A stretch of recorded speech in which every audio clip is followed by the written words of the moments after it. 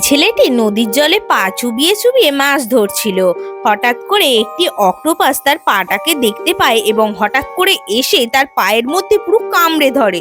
ছেলেটি তখন জল থেকে পাটি তুলে দেখে অক্টোপাসটা পুরো কামড়ে ধরে আছে। তাই তাড়াতাড়ি করে ডক্টরের কাছে যায়।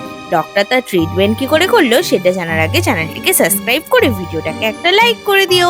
ডক্টর অক্টোপাসটাকে অনেক কষ্টে ছাড়ানোর চেষ্টা করছিল, কিন্তু কিছুতেই পারছিল না।